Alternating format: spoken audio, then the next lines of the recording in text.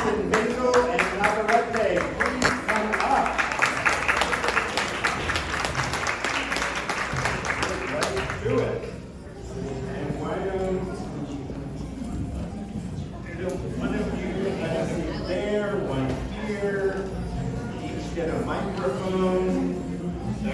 And basically what I'm going to ask each person is to just introduce yourself, tell us what you do, and then tell us how that relates to homelessness and how these folks out here might either learn something or Music.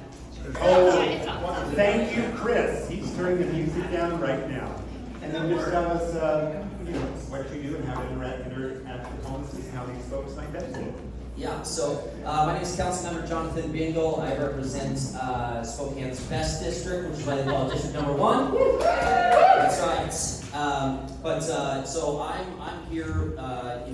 We've done a lot in my office working on the Regional Homeless Coalition and working really hard to bring the different jurisdictions and different municipalities together to try to find a way that we can coordinate our homeless response and really find a way to be more effective with the dollars and the way that we're responding to homelessness. And I've got a lot of updates for you, but before. Thank you. Oh, yes, we'll turn it on. That helps. Thank you. Good morning, everyone. My name is Councilmember Navarrete. I represent District 2 along with Councilmember Paul. I am the newest council member, been there for 6 months, give or take. First, I've seen an 80 grant to be in city council. After 142 years. Houselessness for me is very important. Even though I applied for the position, I'm not running yet. Keep an eye out at the end of the year.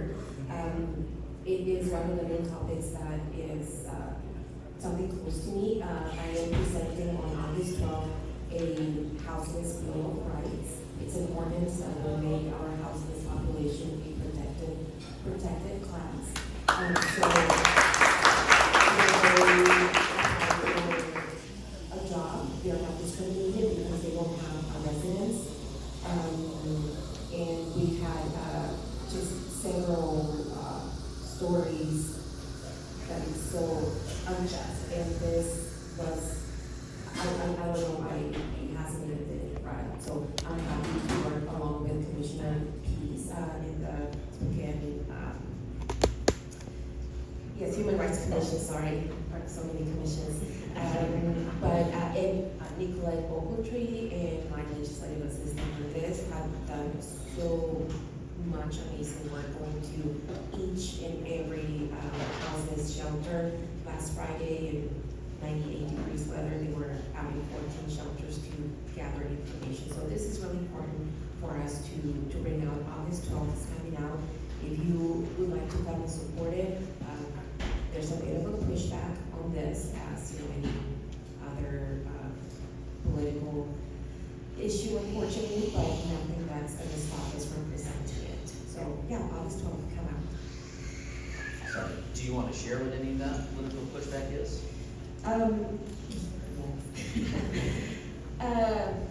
So officially, I haven't been told, but it's the city. We get to hear things. There's something on the ballot in November, and they want that vote to be passed before giving our houseless folks protection. And I feel that that's really unjust and unfair. So why wait to ask for money and then wait to protect our vulnerable and marginalized communities? It's just not correct. So again, I'm not postponing it. I'm not deferring it. It's a go.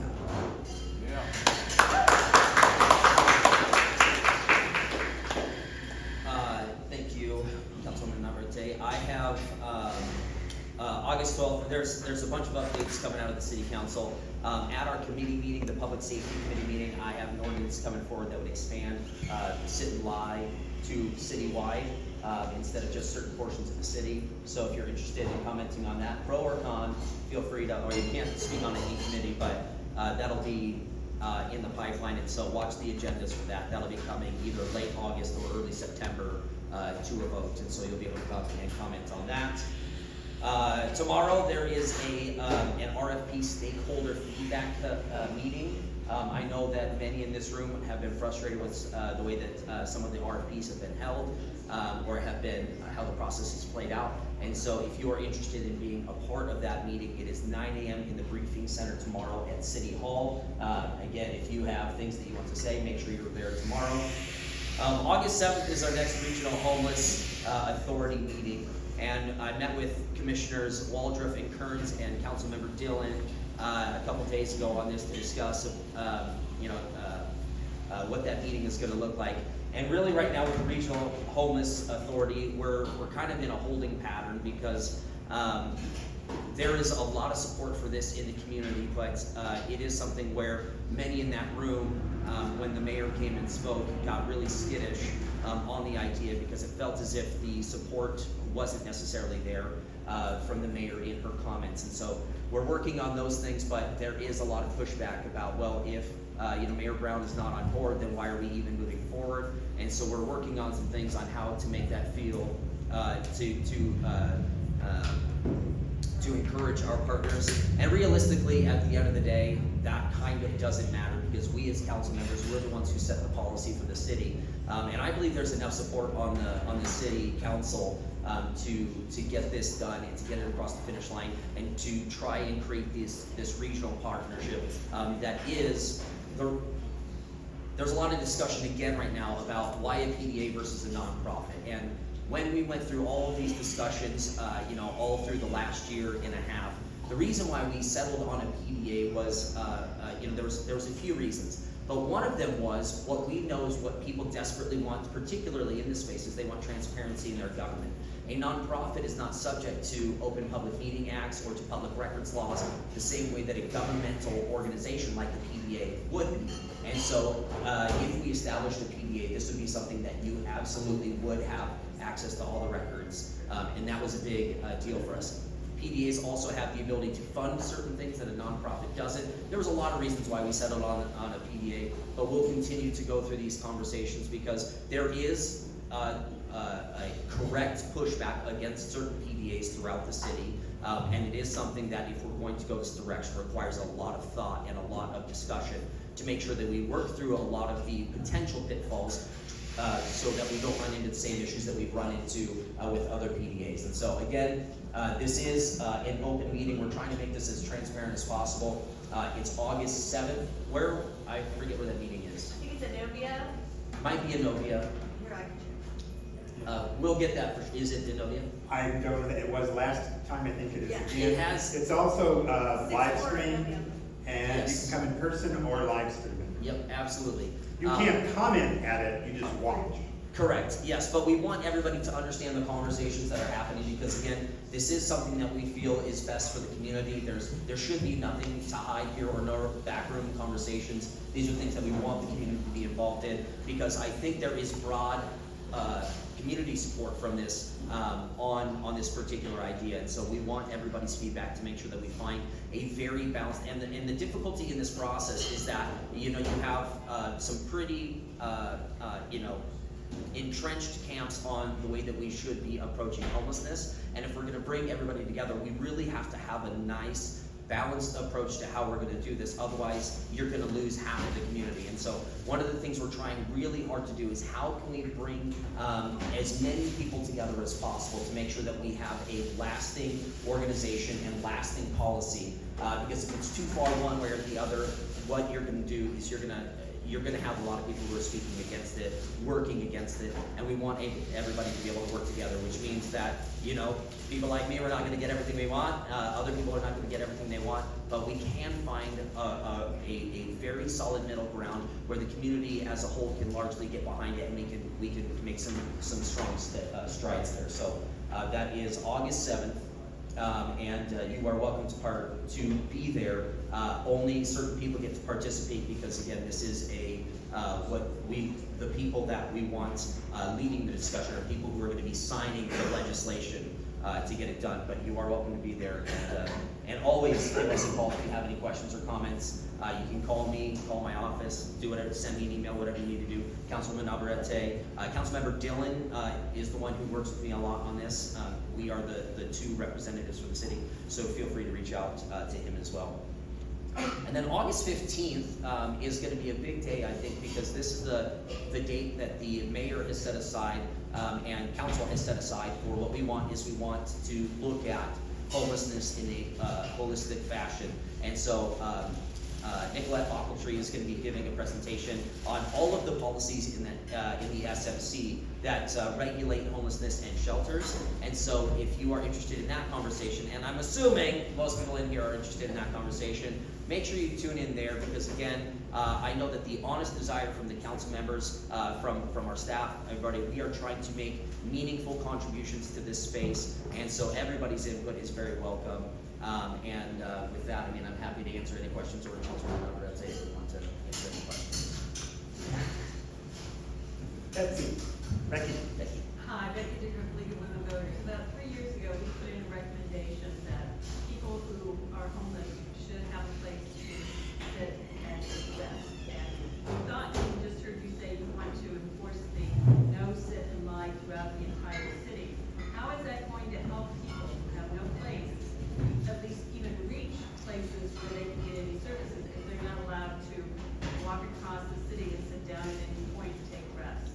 Well, it's not a follow-up for those who are on the video. It's a follow-up question to the sit and lie ordinance that you mentioned. Correct, yeah.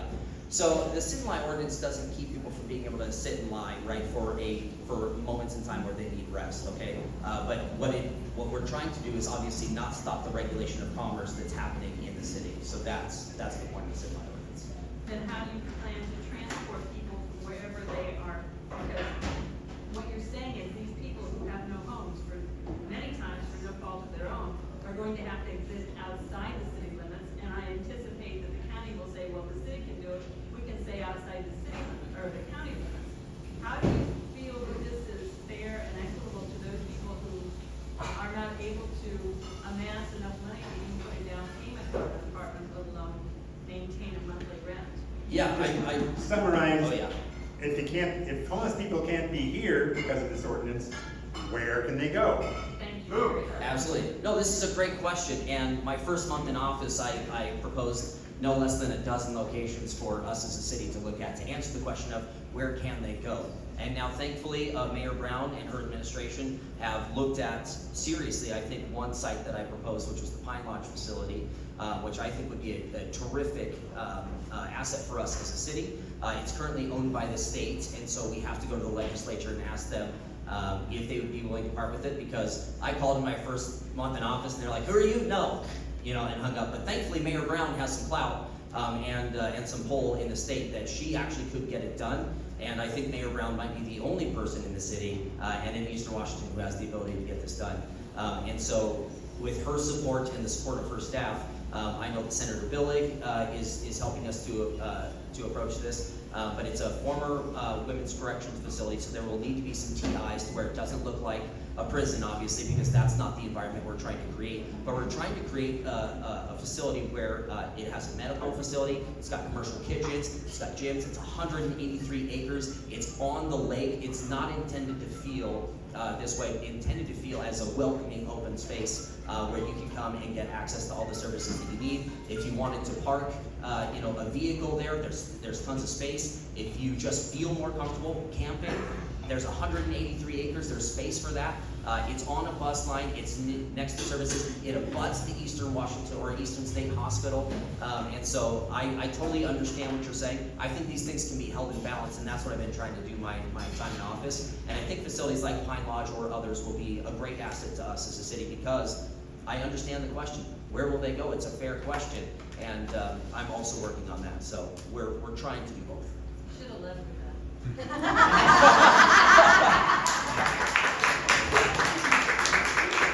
That's fair. No, I understand where you're coming from, and again, I try to, be very balanced in this, because if we're going to have a holistic response to it, it's gotta be something that, Yeah. yeah. And it is a former women's correction facility. I was out there a few weeks ago. Yes. It does not No. look like a prison. It would No. it's a attractive looking spot. Yes. But yeah. Yeah, and actually, we had a meeting with Noah from the state, and she's the governor's.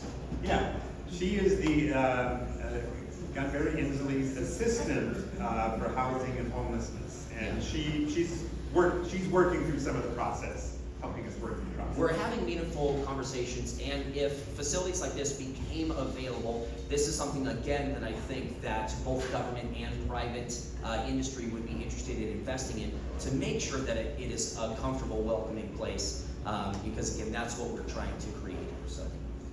Now, I see another question, but we have a bunch more folks, so will you folks be around afterwards? Absolutely. If she wishes to, okay, thumbs up. And I've got a ton of cards here, and so if anybody needs my contact information, feel free to give me a call anytime. Even if you want to chew me out, I'll listen to you. So just give me a call. I'm happy to discuss. I don't know everything, and I know many people in here know a lot more than myself. Feel free to call anytime, all right? Thank you all. Homelessness should not be criminalized. Yes. Thank you very much. City, county, Spokane Valley folks, come on up.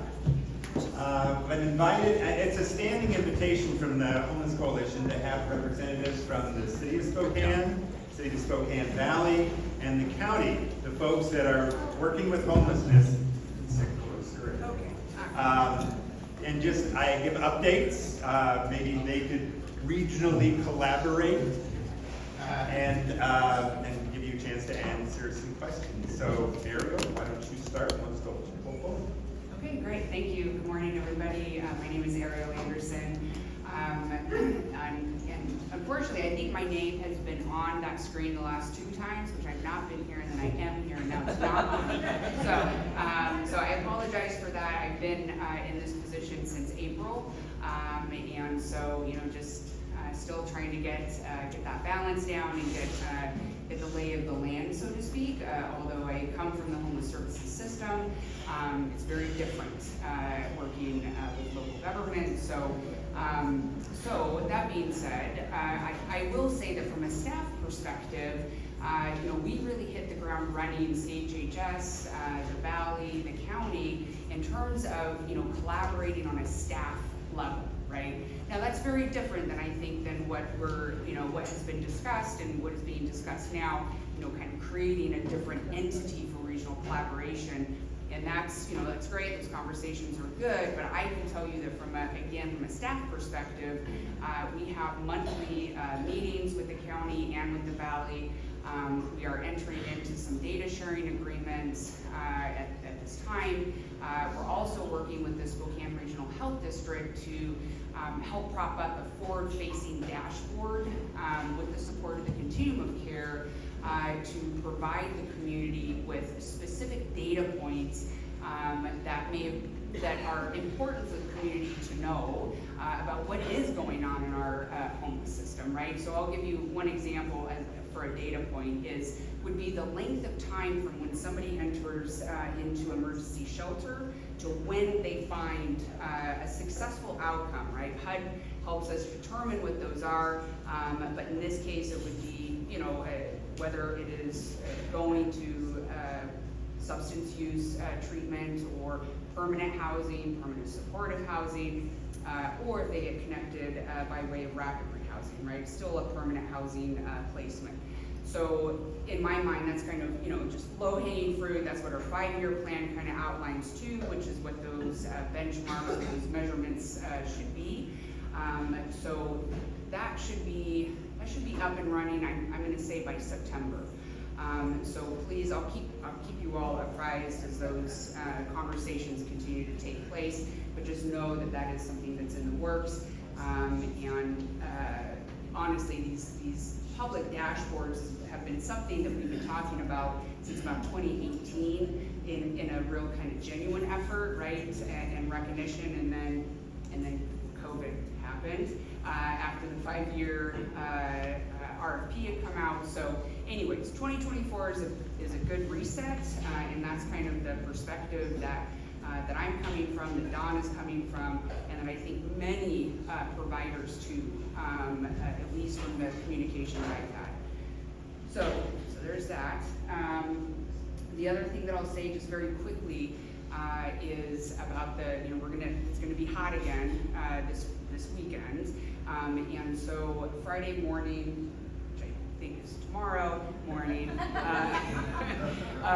we are going to be meeting with we put out an email out to those outreach teams and shelters that provide water, and so there's a group of folk that are going to meet us at Costco, and so we're going to get water out, and so I would also ask that if there's anybody in this room that also is in need of water, please, let me know, and I'll leave my card, but I mean, I'm very accessible, because we don't know what we don't know, right? So if you're in need of those types of resources, just connect with CHHS, and we'll do what we can.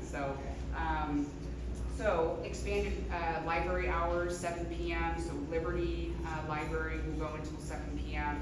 Central, and then Indian Trail. So STA will offer free rides from the schooling center same day. Okay, so that there's kind of a caveat to that. I have no expectation that you're going to remember all this. So we are putting out a press release that will capture all this as well. And keep in mind that track also will be available for singles. I recognize there is a gap right now for families in particular when it comes to providing cooling centers. So that is something that CHHS is looking at, and so we're hopeful that we will find a solution for that. So like all things, it comes down to what's available monetarily in terms of the city, right? So that is just a reality that we are faced with. And like all things in homeless services, it's resource scarce, right? Demand is high, resources are scarce. So that's also just pragmatically something that we have to keep in mind. So, And I want to throw in here, if there's, like you mentioned, there's a lot of things to remember. If you give it to me, I can put it out on the Homeless Coalition listserv. That will go to most of these people. And if any of you out there have questions, put it on the listserv. Say, I know I heard something about something, and you'll get a good response and answer. And then just the very last thing is I was able to meet with Maurice Smith last week, along with Joe Ader, and one of the things, it was a great conversation, but one of those things that came out of it was one of the missing pieces, I think, that the city can work collaboratively with the rest of the community on this is, having something on our website that makes it very clear, right, how to access emergency shelter, or in those seasons where we have warming centers or cooling centers, whatever, that we're getting that information out that's very clearly, it's accessible, and so heard loud and clear, right? And not just about emergency shelter, but all the interventions. Now I do want to say though, a caveat to that is that I've got, our department has touch points on those interventions that we contract with. We all know that there's tons of other stuff, right, that's available. For those that are doing direct service, you don't just rely on what the city or the county provides, right? So if you have your finger on the pulse of these other interventions or resources in our community, please let us know. But in the meantime, low-hanging fruit is at least we can collate that information based on those contracts that we have and that we know of. And so I'm also starting to work with our own internal communications individual to update those websites. And that's really been a push from the administration, is to clean up our website generally. But from a CHHS perspective, that is what we will be working on in the coming months. So also just a general update on that. So thanks. Thank you. Hi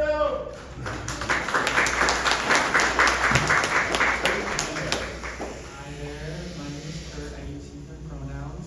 I'm a representative from the county, and I work under the Homeless Services program as support staff. I did not come prepared with any updates. No, he's filling in at the last minute, So ask me later if you want, or give me your email and we can add you to our distribution list, and if you want those updates, you'll have to receive them through that, and I'll give them as well to Gary. So yeah, not prepared. So if afterwards you have questions about county, you can take him to Kurt, he will get you the answer. We don't have it today. Eric from the Valley. Hi everyone, Eric Robinson, the Housing Homeless Coordinator for the City of Spokane Valley. Just briefly to echo what Ariel started talking about, was a collaboration between the various entities has been refreshing and it's been really positive. And I know at City Hall in Spokane Valley they feel that way as well, and that wasn't always the case. So that has been a really positive experience working with the teams from both of these entities. And I think that's better for our whole community, which is why I'm bringing it up. So a few updates from the Valley, and then I'm happy to answer any other specific questions. We'll be putting out an RFP soon for 1.3 acres of vacant land that the city owns on 3rd and Carnahan. The council has indicated they're interested in projects that focus potentially on home ownership, workforce housing, quote unquote. So usually 80% AMI to 100% AMI. But we have yet to put out the RFP. The city is very flexible, it can be, and it's their own property. So if you have interesting ideas that include mixed use, cottage developments, it's very flexible zoning. Please be thinking about this and we'll share that widely when it's available. And we are actually coordinating with the county on the release of their upcoming housing RFP as well, because it might be beneficial for people working on a project to be able to access 2 pots of money at the same time for certain projects. So just an example of how we're coordinating. We have recently started a new contract for outreach services in Spokane Valley. So our entire budget is approximately $300,000 a year. A third of that goes to outreach services. And Frontier Behavioral Health just started with that contract as of July 1st. A full-time staff person came on July 15th, Todd Myers, and they're still looking for a 0.5 position to go along with that. So that's really positive. At the moment, Gretchen Brown is the main contact for that team because she's doing the training with Todd. They will be starting up once again case conferencing, and I know that some of our partners I see and recognize, like from Pioneer, they come out to the Valley regularly. But I know that there's a number of providers here that are working in the Valley that we have no contact with. And you're doing good work with people out there. So if you're working in the Valley with clients and we're not coordinating, we're definitely selling them short and we're being less efficient than we can be. So please, please, please reach out to me. I'll give you my card, reach out to Gretchen, but we'd love to start communicating, coordinating with you on the work you're doing in Spokane Valley to try to serve people better. And then we have a Valley Huddle once a month as well as online. I run it. I can't remember what day of the month it is, but if you're interested in coordinating with other Valley-specific service partners, please let me know and we'll get you on that mailing list. And I don't think I have anything else unless you have questions. What does AMI stand for? Area median income. Oh, okay. And you can Google what those current numbers are and find it because it often it's changes. a federal alphabet soup thing that's like average income 80% below. So it's geared toward folks who make less than average. So often people that are employed but still not earning enough to be stably housed. Other questions for anybody? Oh wow, you guys. Oh! I just want to mention the Spokane Valley Huddle is the third Thursday at 9 a.m. on Teams. Thank you, Carrie. And for the video people, it's the third Thursday on Teams for the Spokane Valley Huddle. I can share that invite. 9 a.m. if anyone would like it, And anything else? Okay, Ariel. Yeah. Why are you so awesome? We do not have time for that. People have to get to work. I am only as awesome as all of you, and let me just say that it's comforting to come in here. Because I can feel the energy and the support, and I just appreciate all of you. And just know, if we're not doing something correct at CHHS, which I know, none of you are not vocal, right? So I got to know where it is in those areas that we can improve, okay? So it may not be overnight, but it's going to take a little bit of time, right? So I am committed as just doing the work that you all do, having come from that, but then also just being a public servant. So anyways, I'm always here for any reason. That was a great answer. An awesome answer. Thank you all very much. The county jail mental health professional staff, the community court staff, the regional stabilization center staff, come on up here.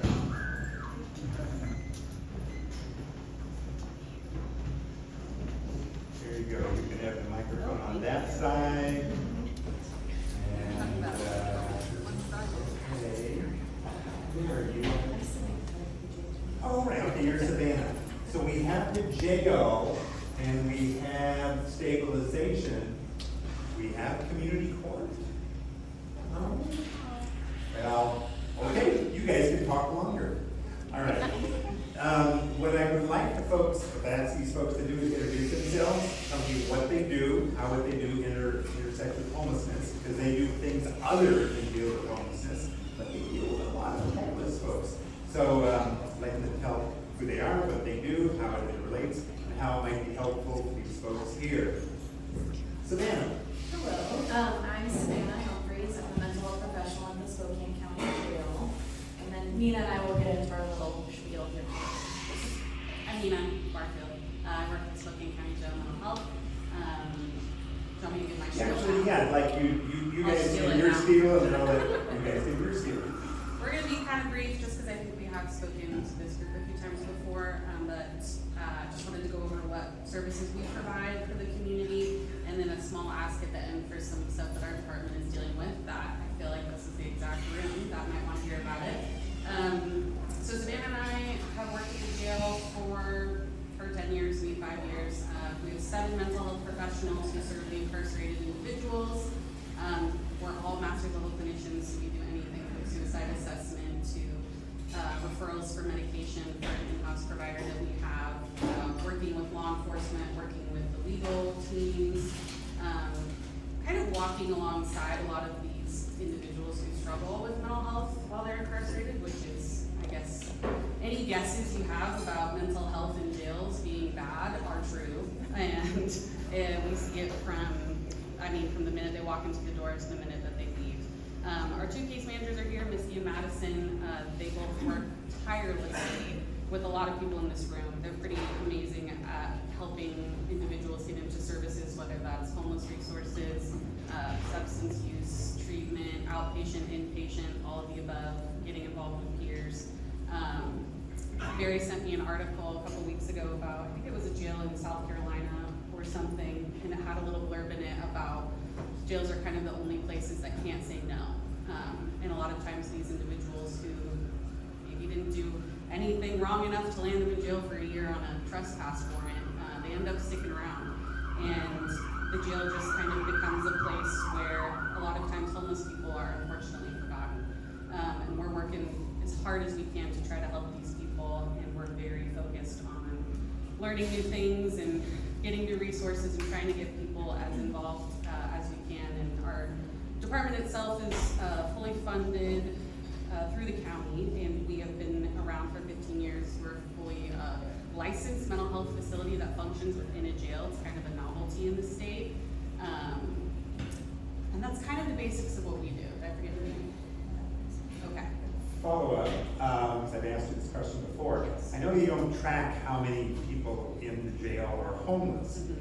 From your extensive experience there, what percentage do you think maybe came from homeless or going back to homeless, or homelessness had a piece of why they are in jail? What's your guess of a percentage? I've told Barry this before. I guess, yeah, it's gotta be over 80%. I feel like there's no possible way it's not. And a lot of times individuals who perhaps are in that kind of emergency crisis period before they came to jail, or maybe just kind of got through the process of getting a voucher for somewhere, they lose it. Because once you're in jail, a lot of your benefits get turned off. And that's something their case managers do, is try to get those benefits turned back on as soon as they get out. But yeah, I would say that our population is, I cannot remember the last time I spoke with someone in the last month that had a solid address, I'll say that. You speak to a lot of people in. I do. So I'll just say, in my mind, I'm lately been thinking of the jail as just another homeless shelter. It's, and in our system, it's just another place where we're sheltering homeless individuals. Okay. Wait, can I do one quick other thing? Okay, go ahead. One quick other I'll thing. let you. So I talked a little bit about what we just said, or what we just do. On kind of the periphery, something that's happening is our county leadership is working right now to get another medical provider into the jail. So we're a county mental health entity, and then there's a for-profit medical entity that works on the medical side. That contract was up last year. The company's called NavCare. They put out an RFP to try to get another medical company. All right, we're ready, more medical, same medical, whatever. They didn't get any bidders. So right now, nobody is bidding on being a medical company in the Spokane County Jail. So what county leadership is working on is trying to package mental health and medical into one RFP and put it back out. That would essentially bust our union, get rid of our department as a whole.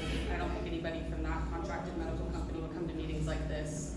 All of our community support would just kind of disintegrate. So we are on a journey to try to get our, kind of keep our department intact. So if you guys have any questions about that or have any interest in supporting our department, find me afterwards or Savannah. I have a ton of cards, and we're just asking for people to see that maybe we should stick around. Okay. And quick follow-up on that, next month we have Commissioners Jordan and Waldrop coming, so that's their bosses. So if that's of interest to you, can talk to them next month about that. Also, Councilmember Bigelow was talking about the Regional Homeless Coalition, Regional Homeless PDA, you know, so on that level. And Commissioners Waldrop and Jordan are some of the leaders on that. They will also be, as I said, they will be here next month. So if you have more follow-up questions about that particular topic, you can bring that up with them next month and tell us about what you do. My name is Alyssa. I am the Health and Resource Manager at Spokane Regional Stabilization Center. For those of you that don't know, SRSC is a pre-booking jail diversion program. We work very closely with law enforcement, Department of Corrections, community court, drug court, child protective services, so people who are involved with CPS. So a little bit about our facility. We have 3 different units. One of our units, we have a 16-bed mental health crisis stabilization unit. We have behavioral health clinicians who and psych providers who are seeing those clients. And then we also have a 14-bed withdrawal management detox beds. That is medical detox. Each one of those clients are closely monitored by medical staff every 4 hours until they safely get through the detox process. And then we have 16 beds of residential co-occurring inpatient, right? And that's a 3.7 level of care. I'm going to speak a little bit about withdrawal management and stabilization, and then I'll pass it over to Jermaine. Before you do that, talk about how people get there. That's where I was going. Because all the people, that's great, how can I get my people into you? So a lot of the time, like I said, we work really close with law enforcement. So on the streets with the homeless, houseless population, there are police officers who make contact with these people, and at that time they get an option between either mental health stabilization, treatment.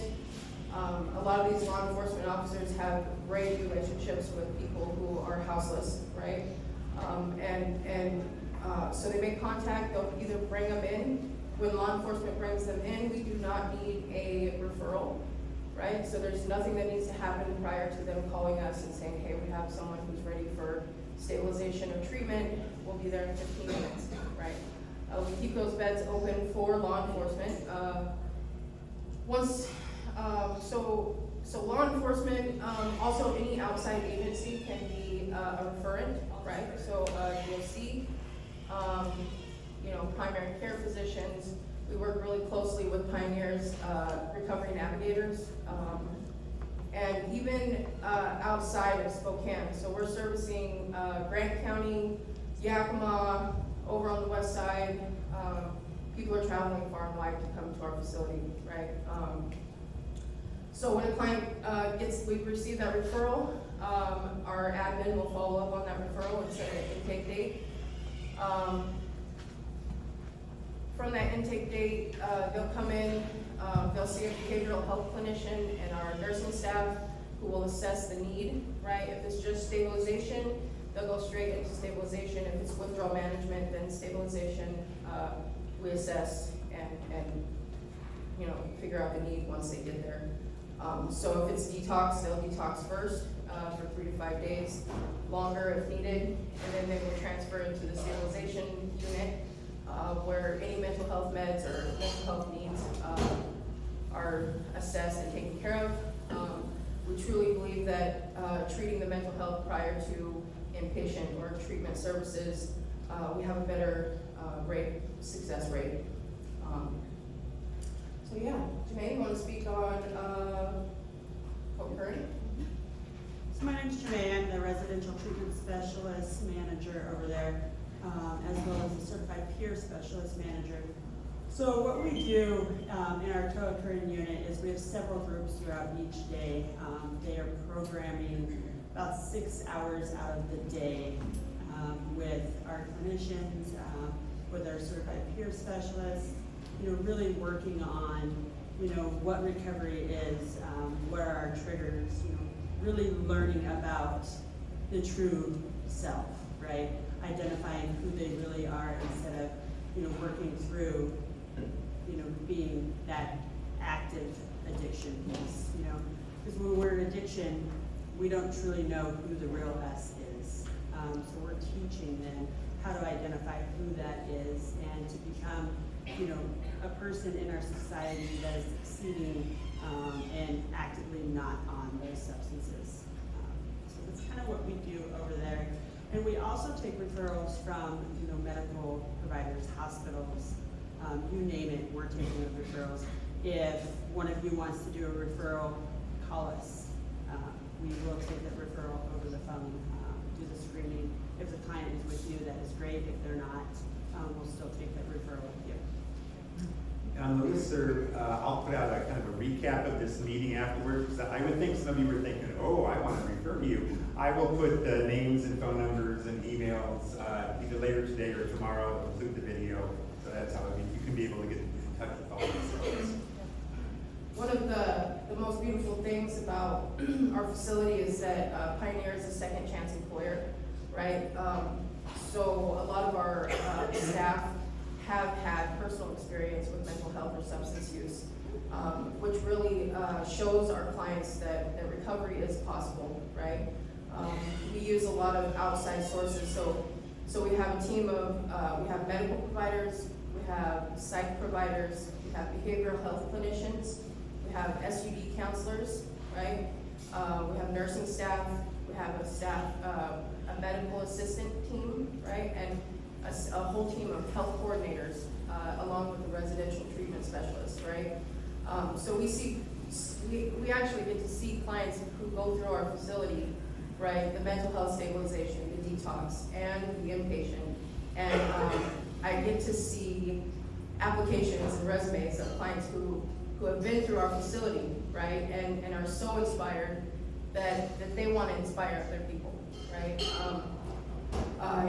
I myself I'm in recovery, and I get to see what most people don't get to see in meetings, and the success rate, right, of people collecting that clean time after going through our facility or going through detox, right? When you come through our facility, you don't have to do all three, right? If you don't stay with us, you'll go through detox, stabilization, and our case managers will set up intakes at like Sunray Court, ABHS,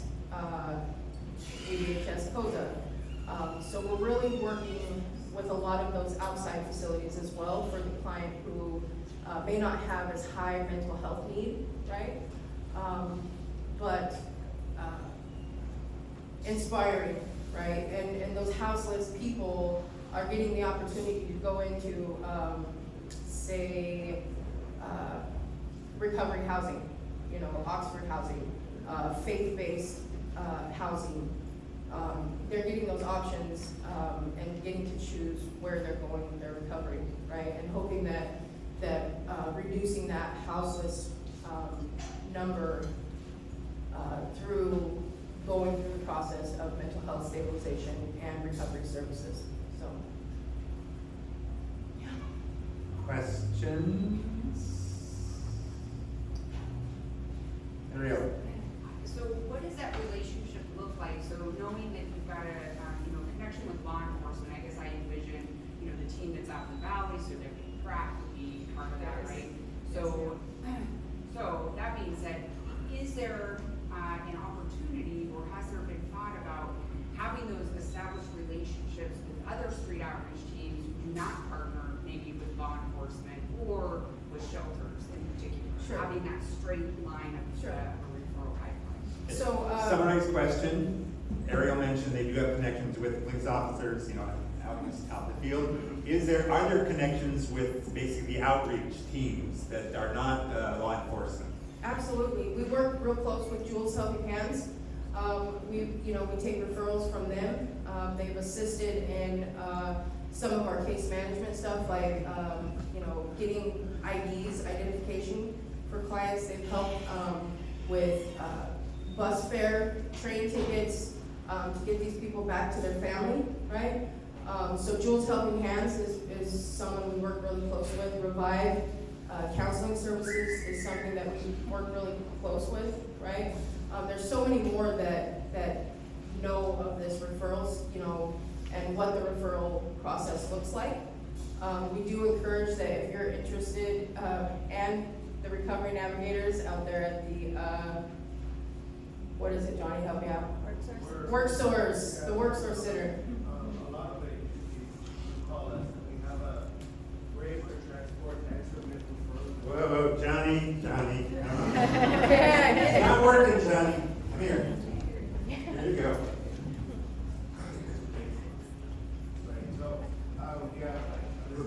We're able to assist in transport as well. We're the Recovery Navigator program. Our priority is law enforcement as well. If we get a referral and it's justice involved, we have priority to have one of the beds. So if it's not, we can also send a referral. So if you guys have folks that need transportation, we can pick them up Monday through Friday from 8 a.m. all the way to 10 p.m. The phone number is, I don't know if you want to put it up, but it's for every provider can call us from Monday through Friday from 8 a.m. all the way to 10 p.m. And the person making the referral just needs to say, this person is wanting detox, can you guys transport? So Alyssa sometimes will call us and say, hey, this person needs transport at 8:30 at night. We can work it out to where we can have one of our teams, we go in pairs and we'll go pick the person up and take them to their intake day and time. So we can facilitate that too and assist in making referrals and meeting with the person. Yeah. Okay. And if anybody wants to be on the leadership team and knows how to update a website, the Homeless Coalition website, I think was last touched about a year ago. So everything that we're hearing here, you great depths, and we talked about having a resource. I think our website would be great. We're all volunteer. So if anybody wants to be that volunteer to try to assemble all this, at the very least, send what Johnny, what you just said, get it to me, I'll put it out on the listserv in the next day or two as a recap to this. I'm gonna give you the phone number that's available for people. There's 6 on our team, me, Sarah, Dakota, Jessica, Paul, and John. It's a phone number, I'll give it to you, and they can call Monday through Friday from 8 a.m. all the way to 10. I will send it out on the listserv. Question back there. I just have a clarifying question. So individuals that go into SRSC, they don't need to have medical clearance. So I know some facilities, they have to get medically cleared at Sacred Heart or Deaconess. They can go directly to you without being medically cleared at the hospital, is that correct? Question is, can people come directly, do they do not need medical clearance to get there? And the answer is? So not necessarily. I know that our facility is able to take clients who may have like unregulated diabetes, right? Blood sugars that are like 500. Your average inpatient treatment center detox, that's a scary range, right? So they send them, they come to us. The clearance and the approval process, we don't have to have clearance from the hospital. We like to try to avoid that because usually the person who's detoxing isn't going to make it 16 hours sitting in a waiting room at Deaconess, right? Something's going to come up, something's going to be more important, or that desire to get clean is fleeting, right? So we highly recommend reaching out to our recovery navigators to avoid that whole ER wait, right? A lot of the times, people who are detoxing from substances, they're not treated the best, right? We want to avoid that kind of trauma and help with that process of recovery. Yes. I called SRSC today and they told me the COVID outbreak. And how long do you think that's going to last? I couldn't get anybody in there today. So yeah, I'll have Jermaine inform you on that. So with this COVID outbreak that we are on day 4? Oh, no, 5, day 5. So we're currently testing every 48 hours. Until we are negative, we cannot take any intakes because we can't risk any other exposures. But with that being said, if law enforcement comes or gives us a call, we will take law enforcement intakes at this time. We don't have an anticipated date of when we can start taking our referral source intakes, just because we all know what COVID looks like. If we continue having positives, then that's going to delay our intakes again.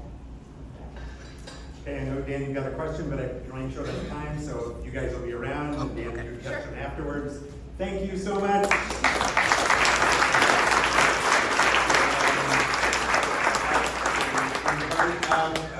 Steve and Amy, because I know they have asked to make some quick announcements at the end, and then if there's anybody else that wants to make a quick announcement, also just kind of come over here, come up here, because if you do it out there, we can't get you on the video. So Steve, tell us who you are and how you can give money to people in this room. Hey, good morning, everybody. My name is Steve Cutter. I'm the Vice President of Operations for United Way Spokane County. So I'm here to give an update on the EFSP Emergency Food Shelter Program. We were hoping to open up Phase 40 about a year ago, but there was some Phase 39 payment problems that we were running through at a national level through EFSP, so we got those cleared up. And then we went through a transition at United Way, got a new CEO, so happy to say that we're a lot more stable right now, and I'm happy to say that as of 8 a.m. this morning, Phase 40 and 41 of the EFSP program are live. So just kind of want to give quick updates. And what do those programs do? Because if we don't know that stuff, tell them what it can be money for. Yeah, so it's a national emergency food shelter program. The funds are federal funds made available through the U.S. Department of Homeland Security. So if you go to our website, which is unitedwayspokane.org/EFSP, you'll find a whole breakdown of all of the different. So I'll touch that in just a second. But I want to say that in Phase 40, there's $247,911 available. And in Phase 41, $252,288 available. So over $500,000 we'll be able to give out to the community and all of you guys doing amazing work.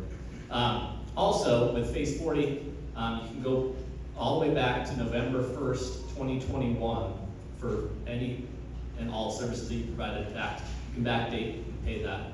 And for Phase 41, you can backdate all the way to October 2022.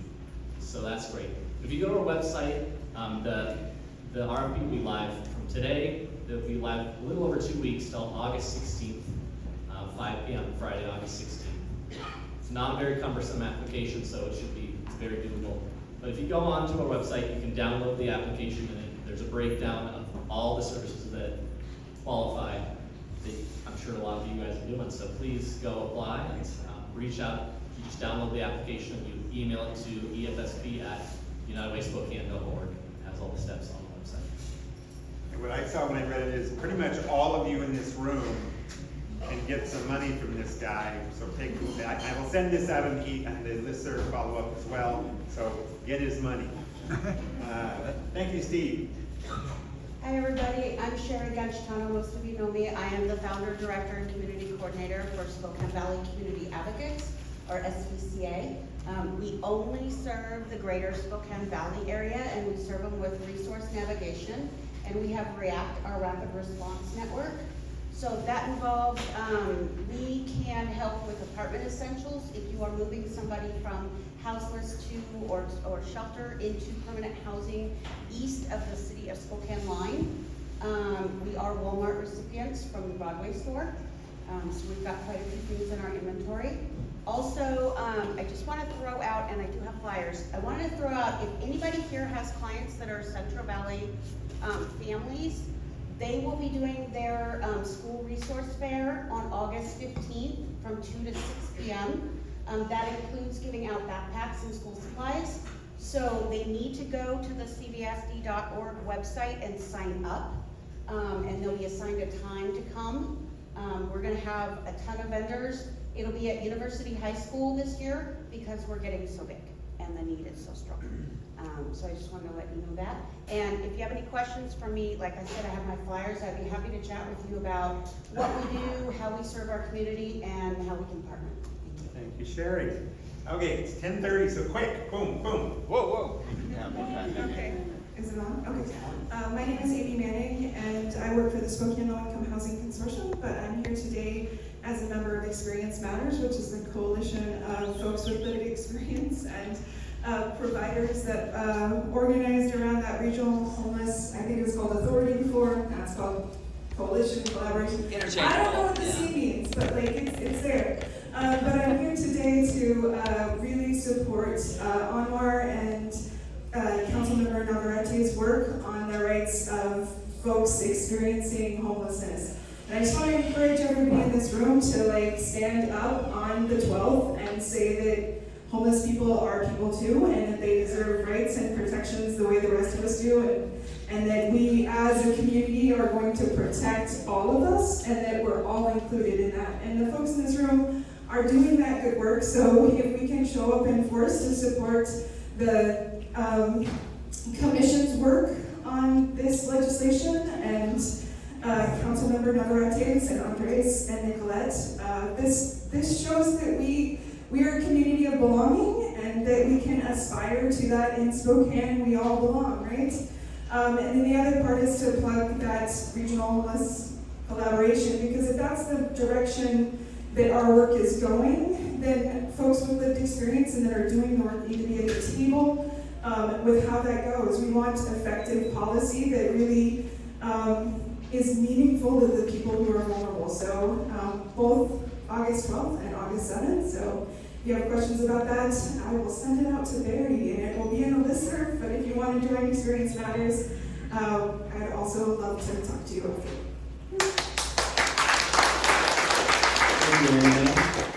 This is nice to have. I want to thank everybody for their time, first of all, and sorry, ladies and taken.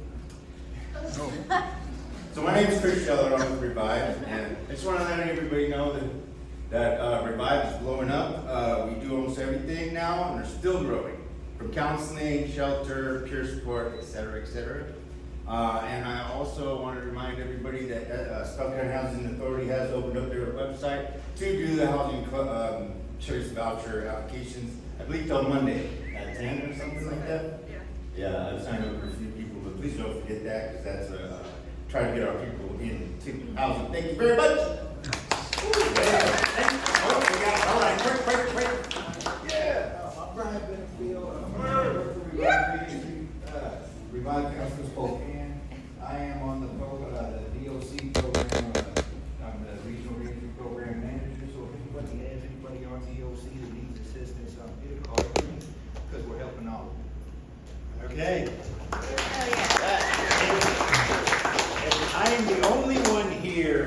So if anyone would like to help clean up, all the tables stay exactly where they are.